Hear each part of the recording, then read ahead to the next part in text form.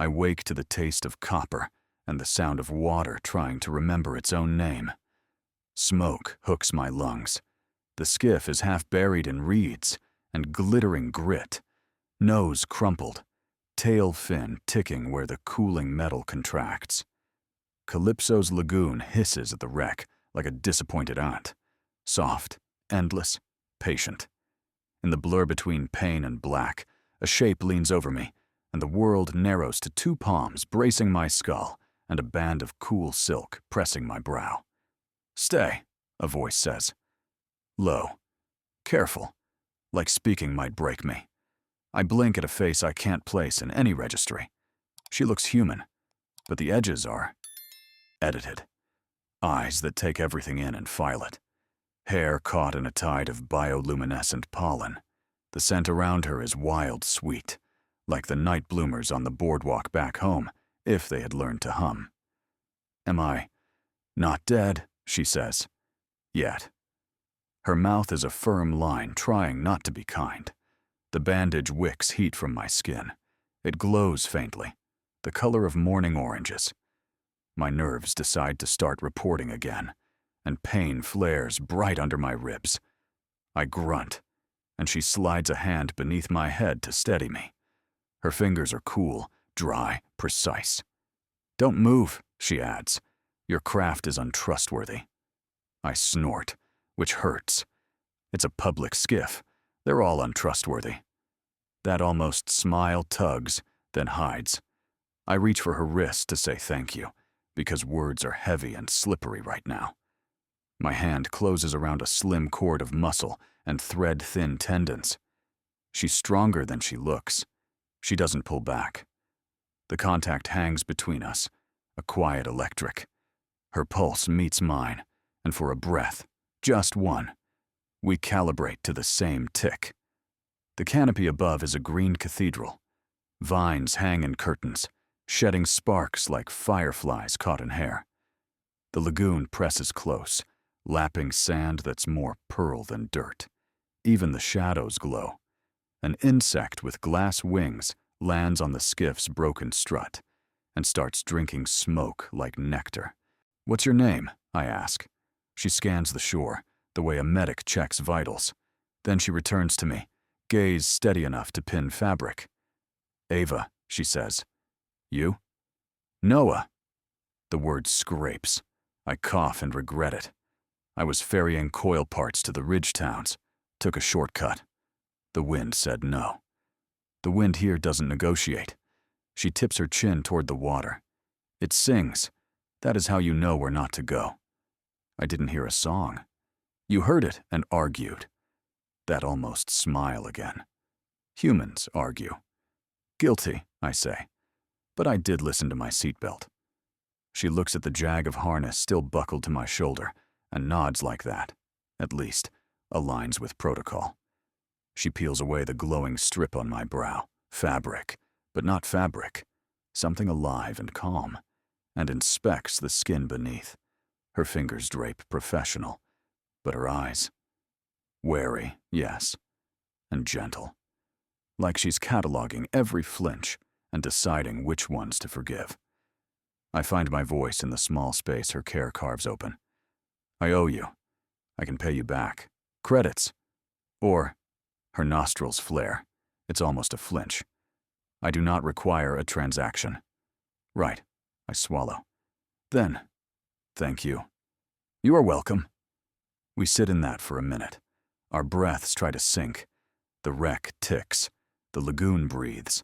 Calypso moves around us with the steady confidence of a place that doesn't need our approval. "Where are you from?"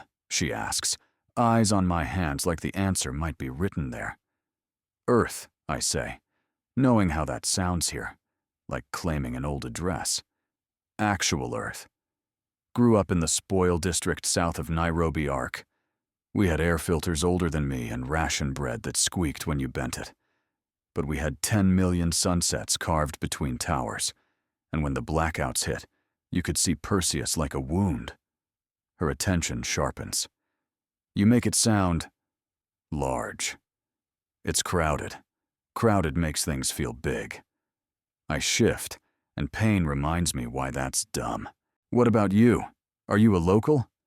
She glances at the water the way someone glances at a childhood photo. You would call me that. But what would you call you? She considers. The bandage warms and dims, then warms again, like it's breathing with us. A listener. To what? The song of water. She inclines her head toward the lagoon. The elders say Calypso's arteries learned language. When the pressure changes, when storms braid the salt, when too many feet hurry along the shore, the water sings warnings, stories, names. People say it listens back. I loosen my grip on her wrist, not quite letting go. And you, can hear it? She hesitates. I can follow it. A beat, then softer. Sometimes it follows me. I could use a guide then. You should use a stretcher. Her lips betray a tiny curve. But you will not. You read people pretty well for a listener. Color gathers under her skin, the faintest bloom, like pollen catching breath. You make poor choices. I adapt. That's fair. I drag air and find it sweet, nectar thick. Tell me more about the song. Tell me more about Earth, she counters. So we trade. I give scraps. How the sky rails cry at dawn. How fish markets under the river dome sell more stories than fish. How the ground in the old quarters hums with trains no one took out. She pays with pieces of myth fixed to muscle and salt. How the bay beyond this lagoon swallows stormlight whole. How children learn to float by listening for their name hummed beneath the surface. How the water has a memory for kindness and a rumor for cruelty. Our words stumble. We laugh, but quietly, like we don't want to scare the moment. She doesn't fill silences. She tends them, and I want to sit in each one until it sprouts something I don't have a name for. A gull with a translucent keelbone circles twice and scolds the wreck. The skiff coughs one last filament of smoke and dies. My comm band, cracked but alive, vibrates a nervous warning along my wrist. A system message blinks. Priority contact. I don't open it. I pretend the band is only a bracelet and not a leash. Do you live out here? I ask. I pass through. She studies my boots, the cheap city-issue kind with soles that peel if you look at them wrong. You have no guide marks, no Tide ink, no reed knife. I had a knife. I angle my head toward the scattered debris. The lagoon won. It often does. I risk a smile. Are you a medic, Ava? Her eyes do a small calculus. I am. Trained. In what? In not letting people end. The words land with more weight than she allows in her face. She rewraps the bandage, pressure exact. And for a stray moment, I imagine those hands giving orders, not comfort. Measuring, not forgiving. The image is wrong and right at once, and I don't know why it feels like a door opening into someplace cold. Somewhere beyond the trees, a long, insect-flat rumble rolls over the canopy. Not thunder. Too mechanical. Several somethings, low and tight, slicing air with the impatience of authority. Ava's head turns, her pupils narrow. The mask of calm hardens in small places. At the jaw hinge, the soft place at her throat. She slides her hand from beneath my skull, but she doesn't let go of my wrist. What is that? I ask, though my stomach already knows. Skimmers, she says. Patrol. They hunt by heat and sound. Your crash made both. Salvage team? Her silence is the kind that doesn't lie. They will not ask if you are hurt. The message on my band flashes again. Turn her in and we clear your record, as if the lagoon itself typed it. I ignore the burn of that old mistake flaring under the skin. Her fingers tighten, an anchor against a current I don't name. She looks at me, and there's a weight in it that crushes protocol. The rumble grows, then fades, then circles. The reeds hiss as if shushed by an invisible palm. Do you trust me? she whispers. It shouldn't be hard. I met her 10 minutes ago. I grew up calculating risks on a napkin and living with the smear. Trust is a luxury where I'm from. But her fingers are steady on my pulse, and she already chose me once when there was no return address attached. The lagoon leans toward us, listening. Yes, I hear myself say. I feel the word leave me, cross the small space, and settle into her like a key that wants its lock. In that one syllable, something unclenches. Not just a rescue, a direction. Two lines deciding to intersect, despite the math. Ava squeezes once, a code I don't know yet, and rises in a single, fluid motion. The glowing bandage dissolves in her fist like melting frost. Then move when I pull, she says, and don't argue with the water. The skimmers bank closer, blades combing the canopy. The lagoon lifts its song, low, thrumming, old, and I understand two things at once. The wind will not negotiate, and this stranger with edited edges is about to teach me how to listen. Night collects around the lagoon like slow ink. We move under it, small and bright, two smears of breath and caution. My ribs ache with every step. Ava holds my elbow, in a way that isn't tender and isn't not. Functional, firm. Her other hand skims the air, reading currents like braille. The trees are stacked prayer high. The water ahead glows from within. Blue, then green, then a warm, honey pulse, as if something breathing down there is amused we came back. Here, she says, and I hear the capital letter. She kneels and sets her palm on the surface. The lagoon answers by brightening around her fingers, glow folding into glow until her hand looks webbed with light. Breathe like the locals. I breathe like a man who recently tried to headbutt the planet, I say. Then stop, she answers. In. Slow. Deep. Fill the back, not the top. Think of a room you forgot you had. I try. The first lungful is a cough. The second is a hiss. The third finds a latch I didn't know was there. The air is thick with nectar and iron, and a salt that isn't from the sea. My shoulders lower by a stubborn inch. Ava steps behind me. Not close. Then close. Her arms slide along mine until her hands rest at my elbows, shaping them, tilting them, easing the angle like she's teaching a stubborn door to swing. Warm breath at my neck. Every old scab of muscle memory threatens to open, but gentler. I smell her. Pollen and rain and a faint mineral cool that lives in caves. My heart beats an announcement against my ribs. Slow, she says, and the word lands in the spine. I make a joke because if I don't, I will come apart and leave pieces of myself floating with the algae. You do this to all your patients? All the ones who argue, she murmurs. That's most of them, right? Most of you, she corrects, voice soft, amused in spite of itself. I feel her laugh before I hear it, a small tremor through her wrists where they touch me. Heat climbs my throat. I am 38 and ridiculous, and suddenly 17 in a borrowed jacket outside a dance I never went into. She must feel that too. Her pause isn't calculation this time. It's awareness. The gentle trap of a moment closing its jaws around us with infinite care. She moves one hand up, a slow slide along my forearm until her fingers fold over mine. Here, she says again. She lifts my hand. The lagoon brightens under our mirror image. The water knows when you hold on too tight. Noted, I say, and loosen. Her chin skims my shoulder. We stand and listen. The glow rises with our breathing, with the weight of our shared silence, with the little mistakes we allow ourselves. The song is there, not music, but pattern.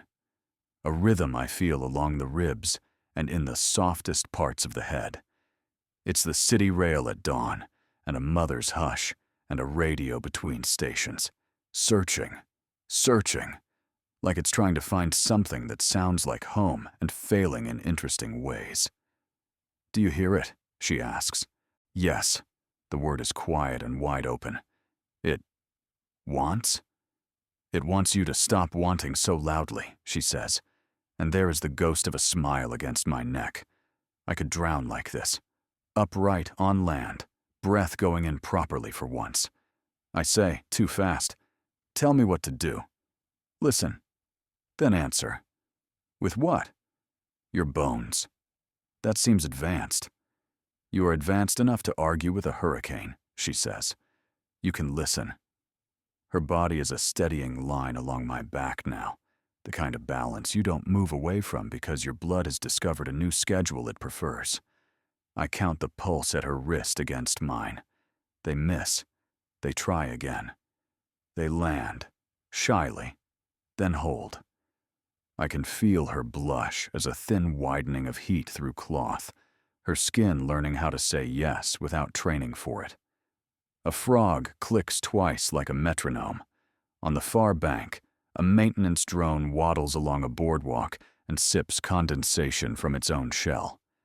A cargo balloon drifts between the stars like an unpunctual moon, the city's logo scrolling along its side. "Give tomorrow more room." The phrase flares and dims across the water like a promise you make before you know the cost. "Ready?" Ava asks. "For what?" "The swell." "Is that friendly?" It is honest. The lagoon gathers itself. The glow draws inward, tighter, as if breath is being held under glass. The surface lifts in a long, slow dome. Ava lets my hands go but doesn't step away. "When it breaks," she says, "we go under. No panic. No fighting. You will want to take the water into your mouth like a thief. Don't. Let it pass. It will return you." "To where?" "To the next breath." "That's precise." "It is enough." She tilts her head, and I feel the smile without seeing it. "You trust me?" "I do," I say, surprising both of us with how simple it is tonight. The swell crests. Time edits itself into a single click. We dive in sync, and the water accepts us like a door opening to a room we forgot we had. Cold first, then a deep, startled warmth as the glowing filaments slip along my skin and read me. Age, salt, fear, the latticework of small hurts I never reported. The song goes inside the ears and becomes a pressure that is almost language. I reach and find her shoulder. She is already there, steady as a harbor wall. Her hand lands on the back of my neck, not a grab, not a claim, something older than both. We coast, held under by the deliberate weight of the swell, and for 5 measured seconds there is only the even drum of our shared restraint.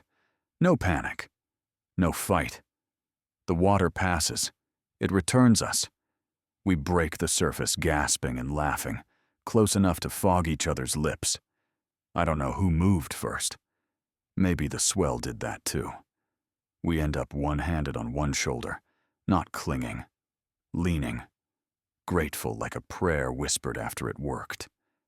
"You didn't steal the water," she says, breathless and pleased. "I'm reformed," I say, and ruin it by grinning. She covers my hand where it rests on her shoulder. The bones under her skin are fine and precise, built for instruments I've never seen. Her blush brightens again, a candle finding more wick. The glow around us answers, shy and conspiratorial. We wade to shore. Algae slicks our clothes with soft light. I drip in a dignified, pathetic way. Ava doesn't drip. The water leaves her as if she asked, and it agreed. On land, she turns to me and lifts her fingers, 2 of them, to move a tendril strand of glowing plant from my cheek. A simple gesture, a total rewire. "Hold still," she says. "I'm trying." She tucks the strand behind my ear. Her knuckles graze my jaw and memorize something there I didn't know mattered. I don't breathe for 1, 2 heartbeats. When I do, it's slow and deep and local. I keep thinking of your Earth, she says, almost to herself. 10 million sunsets between towers. And I keep thinking of your water, I answer. Learning names. She nods. Between us sits something that wasn't here this morning. A promise. Unsaid. Unmistakable. The kind of thing you don't touch with words because you might leave fingerprints. The skimmer hum is far away tonight. The jungle hums closer. My comm band is off. For the first time in years, the silence doesn't feel like a countdown. We stand at the lip of the lagoon and watch our shared glow dim into simple night. You should rest, she says. Your body will argue tomorrow. My body argues every day. Then teach it a different debate. Is that a medical order? It is a suggestion, she says, and the softness inside the word surprises both of us. We walk back along the path that isn't a path, guided by plants that bend toward our heat, like kindly surveillance. A feral delivery bot asleep in vines twitches and mutters a route code to a destination that burned down years ago. In the canopy, a feeder line hums faintly as the city sells night back to the islands in volts and promises. I feel the grown-up pull of what waits, choices, debts, registries, the old gravity of doing what you must, and over it, the new gravity, quiet and fierce, the slope of a future that began when I said yes. At the mouth of the shell cave she calls safe, Ava pauses. The light in her palms fades to an ordinary human shadow. She looks at me like she's memorizing the angle of my shoulder for later. Tomorrow, she says. Tomorrow, I echo. Adult gravity, I think. Not the fall. The choice to keep leaning. The promise to meet the next breath where it happens. And to hold, just long enough, to make room for something larger than both of us without breaking either one. The shell cave exhales when we enter, a slow, tidal hush that loosens the shoulders and files the edges off pain. The walls are made of old mineral ribs grown into an oval, each rib veined with threads of algae that glow like patient embers. The floor is sand and shell dust, dry enough to trust. Outside, the lagoon keeps time.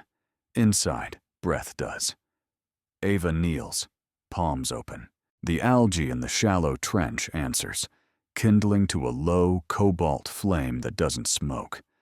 The warmth it gives is gentle and particular, like hands wrapped around a ceramic mug. We unclip wet fabric, arrange it on the curved bone of the wall, build a haphazard architecture of drip and steam. She moves with neat economy, nothing wasted, nothing loud. The cave light hems her in a soft outline I want to memorize by touch. My ribs argue in small coughs. I lower myself to the sand, slow enough not to make noise even to myself. She glances over, a medic's check that also isn't only that. Pain? Present, I say, but teachable. She makes a tiny sound that could be approval, or sympathy she doesn't know how to declare.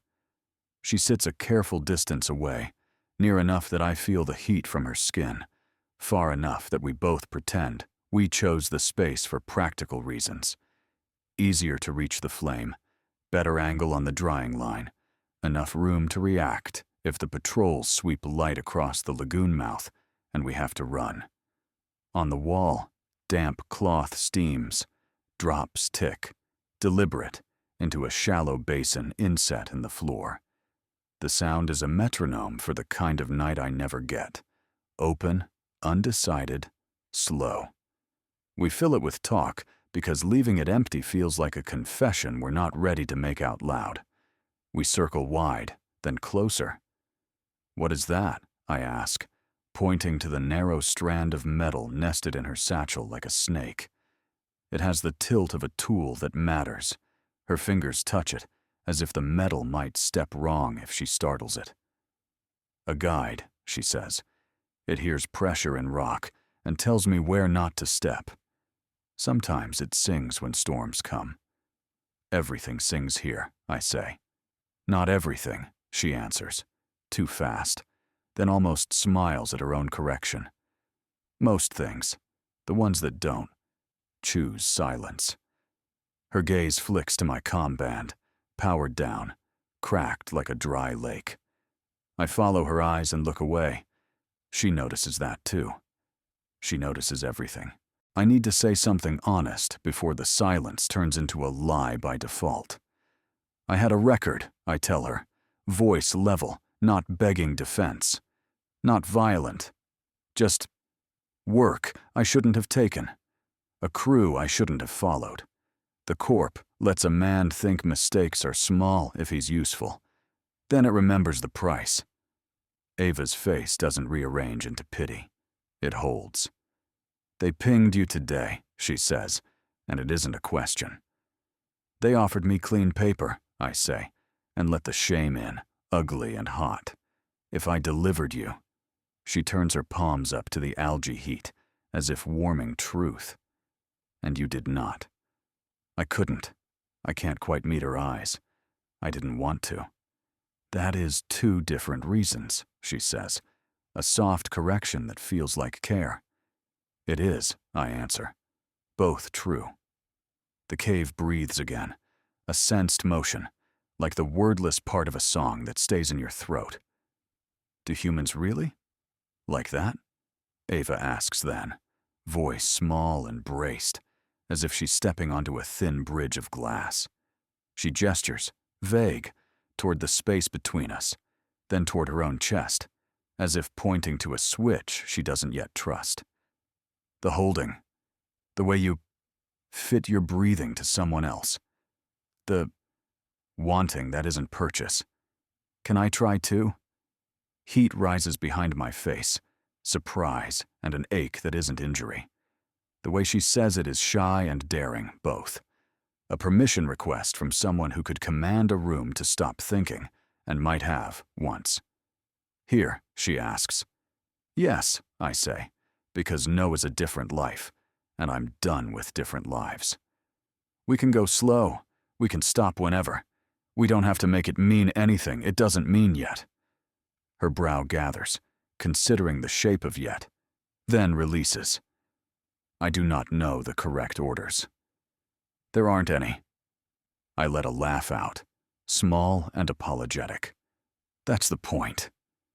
Her breath catches like she's on the edge of being offended by a world with no manual. Then her mouth softens. She shifts on her knees, closing the careful distance. Sand whispers. Algae fire licks low. So words don't twist meaning, I say, and lean in, slow as weather, until my forehead meets hers. The contact is simple, old as boats. Our skulls make a quiet bridge, warm, steady. My breath hits her mouth and bounces back a little sweeter. Her lashes lower. I don't close my eyes at first. I watch the way she fights the urge to analyze the moment, and, for once, lets it happen. Her hands hover near my shoulders, then land, a light, uncertain weight that steadies anyway. We wait. 2 pulses, 2 breaths, 1 tempo discovering itself. The bruise under my ribs stops complaining like a child who realizes the story's good. The cave leans in. She whispers, a vowel shared between our skin. This is not like a transaction. No, I murmur. It's like the opposite of paying. Receiving. Exchanging, I say, and almost choke on how earnest I sound. But free. I do not understand how that scales, she says, and her mouth bends toward a smile that she hasn't filed into a rule yet. It doesn't, I answer.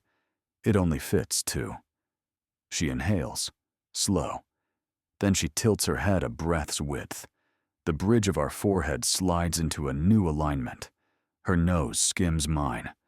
The world shrinks to a room I forgot I had again. The touch becomes a kiss. Careful. Grateful. With a held breath and a sweet murmur along the lip, like the water under the lagoon when it hears its own name. We don't rush. We don't use it to smother fear or to plant a flag. We let it be a small flame that means itself and nothing else, and, somehow, everything else. When we stop, because stopping is the only way to keep it from swallowing the night, we rest our foreheads together again and laugh like we did not commit a crime, and also maybe did. I liked that, she says, almost offended by the extent. Me too, I say, surprised at how much truth I can get past the old gate without paying a toll. Outside the cave, a patrol skimmer prowls the edge of sound. Doesn't see us. The cave forgets to exhale for 3 long beats, then remembers. Our clothes leak the last of their damp into the air. The algae flame shifts from cobalt to a softer amber, as if tired but proud. Do you miss Earth? She asks, softer now that her mouth knows mine. I miss the stubbornness of the light, I say. Even in blackout, people found a way to make faces glow. Candle apps, phosphor stickers, kitchen windows turned into small moons. I miss my boy. The words fall out and rattle, surprised to be free. They spin on the floor, looking for corners to hide in. Ava doesn't reach to pick them up. She makes a space for them at her side, like you would for a guest you were warned is difficult, but isn't. Your son, she says, not a prompt, not a pry. Jonah, I say. 10. Lives with his mother, who is kinder than the paperwork says. He likes to build cities under tables and then flood them with a garden hose. He thinks rain belongs to him, and anyone borrowing it owes him a story. Ava's face lights with something I haven't seen there, unprogrammed joy. He is a listener, she says, as if it is rare currency. Yeah, I say, smiling before I mean to. He is. Will he be safe? She asks, and the question lands heavy because it's the only one that matters in the end. He will if I keep my head down, I say. Then, quieter. And if I stop letting people like me be used as tools, that's a new skill. I am practicing. She looks at me for a long count of sand drops. There's a calculation in it, but it's not the one I feared. It's not, how useful are you? It's, how do we carry this together without turning each other into load-bearing walls that crack in the first storm? I'm practicing too, she says, at not obeying. The algae flame softens, respectful of the admission. I feel the shape of a new future press against us from the dark, like a warm animal asking to be let in. We don't open the door yet. We sit with its weight on the threshold and grow used to it. We talk about small things to rest. The names locals give the different shades of lagoon glow. The way the postal drones compete to leave the neatest package pyramids. The stubborn cat that has adopted the entire walkway market and refuses to be owned by any stall. We let our shoulders touch, then not, then touch again. Rehearsal and performance in the same slow measure. If the moment wanted, it could tip. The adult gravity we learned at the water's edge hums, low and sure. We could fall, and there would be no shame in that. But wanting isn't a hurricane tonight. It's a tide with manners. We stop gently, saving the taste of expectation and the warmth of our arms for morning. I lie back. The cave roof is a bowl cupping a slice of sky, the stars bright as thrown rice. Ava turns off the algae flame to a thick ember that's more memory than light. She shifts closer until our knees agree. In the humid hush, the lagoon sings a line that might be a name, mine, or hers, or something we have not yet earned. Sleep, she says. Stay, I say. I will, she answers, and in the dim, the glow in her hands fades to soft pulse. 2 rhythms near each other, not competing, not trying to purchase or command, just agreeing. The world outside drops away, patrols, registries, bargains, the cold arithmetic of debt. In this small room, the math is kinder. 2 pulses, 2 voices. 1 later, that's almost now. But not yet. We keep it waiting with us, like a companion we like too much to rush. Dawn pries the cave open with thin gold fingers. Algae embers lift their heads, then give up, and the lagoon trades night blue for a pale green that makes every breath look newly washed. The first bird thing of morning coughs a rusty note and takes off like it owes the sky money. I sit up slow. My ribs file a complaint.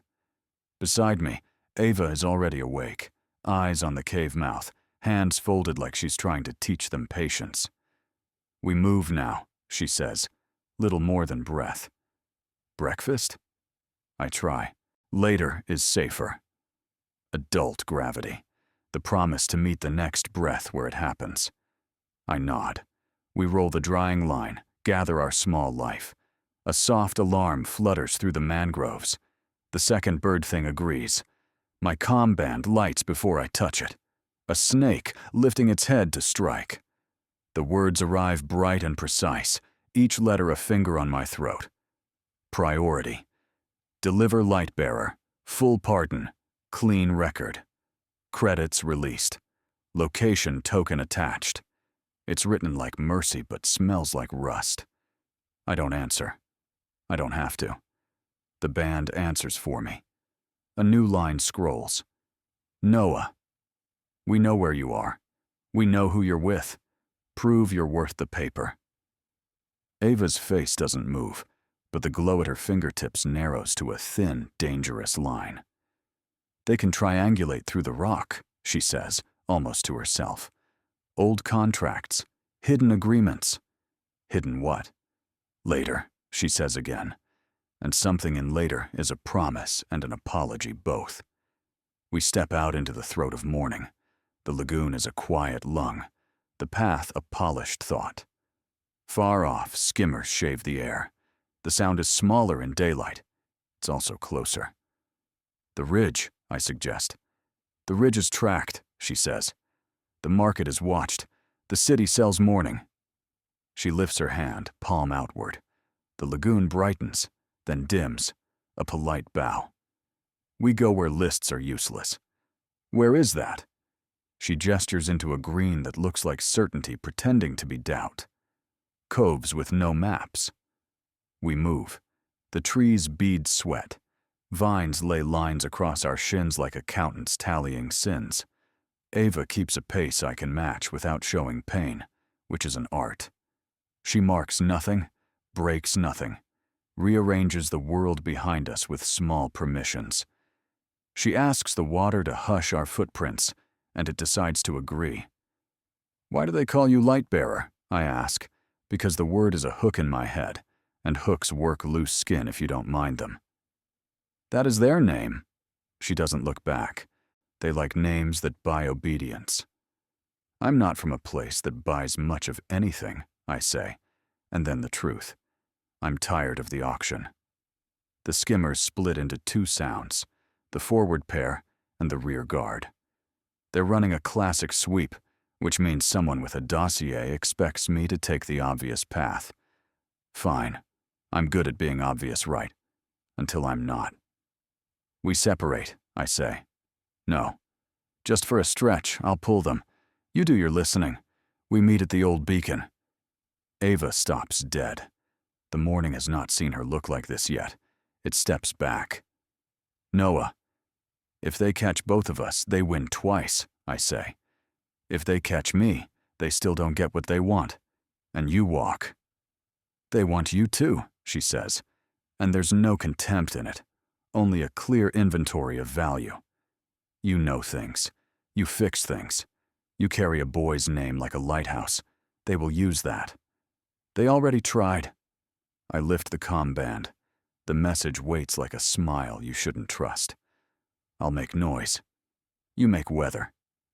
We break on it like a wave splits itself on rock. She hates it.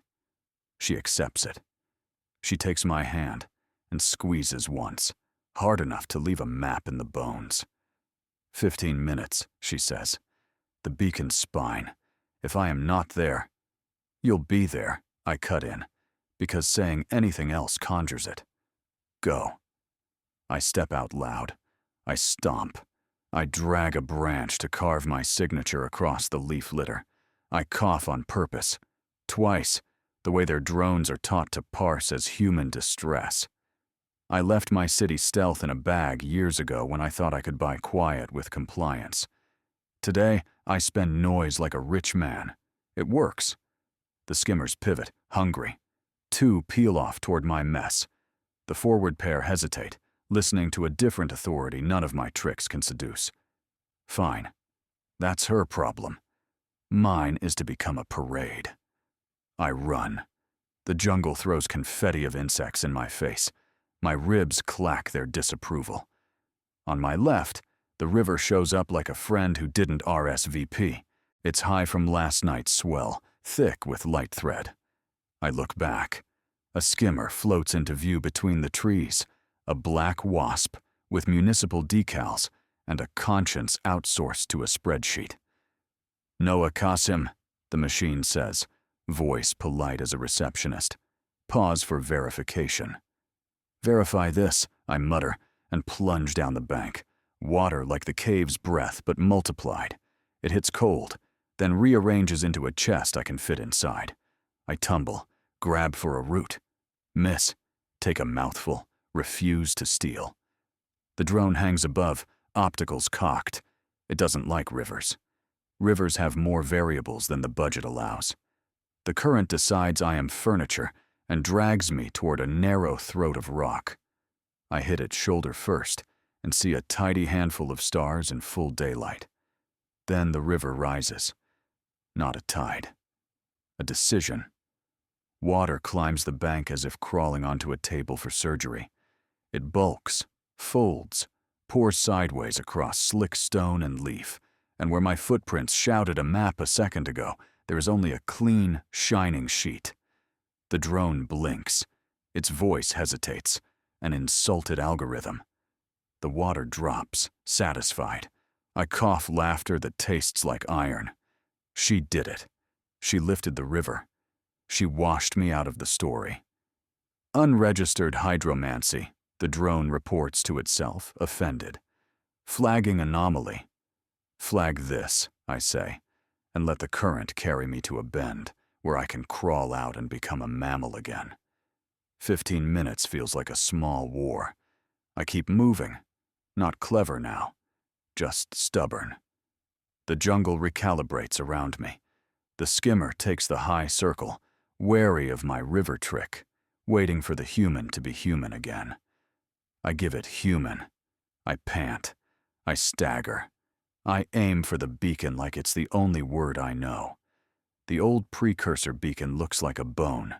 The planet grew out of boredom, and then sharpened because someone asked it not to. It rises from a ring of red earth, all angles, and patience. No lights. No door you can see. A thin seam down the middle where it must have split for something larger than us once upon a time, and then healed, reluctantly. Ava is at the base, hands on the stone, humming.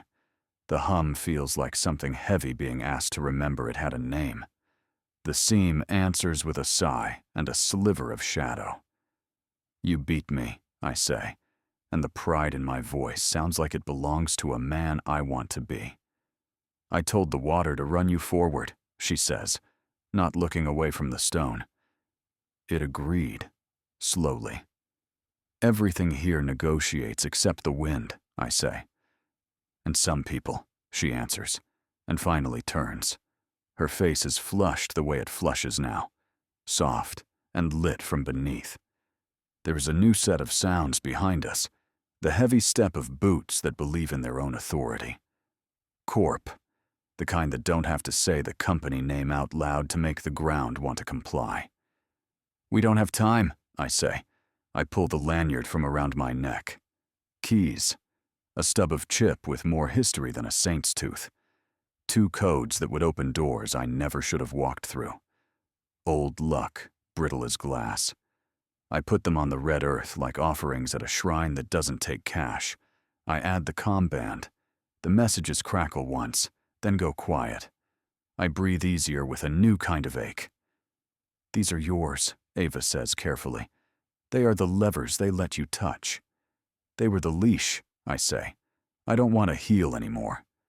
Boots, voices, the polite drone trying to tell its friends that the river cheated.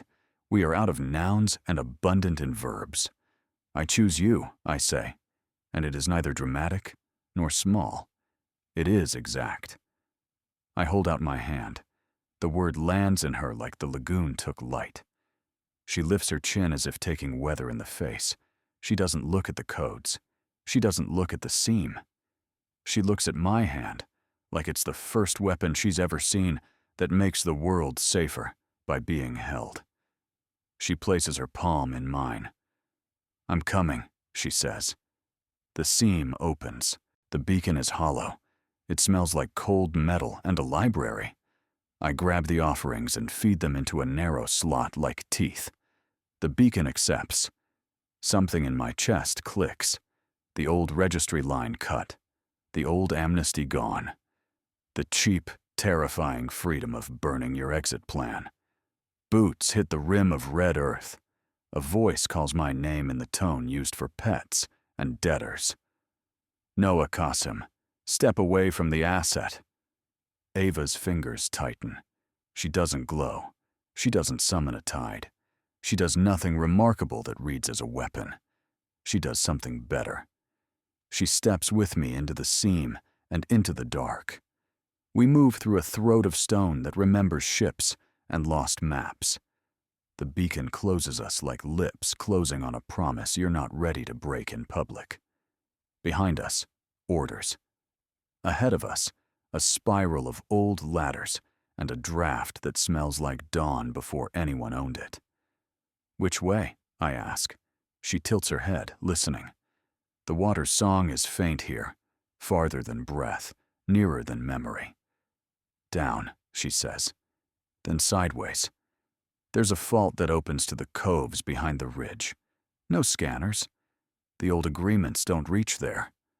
How do you know? Because I wrote one of them, she says, and the floor of my understanding drops. We don't stop. We save the revelation like we saved the kiss. For later, safe, deliberate, when the stairs aren't counting our hurry. We drop into a chamber where light leaks through hairline cracks in the rock, green and thin as paper money. We shoulder through a slit and become daylight again in a canyon the city forgot to charge for. We walk away.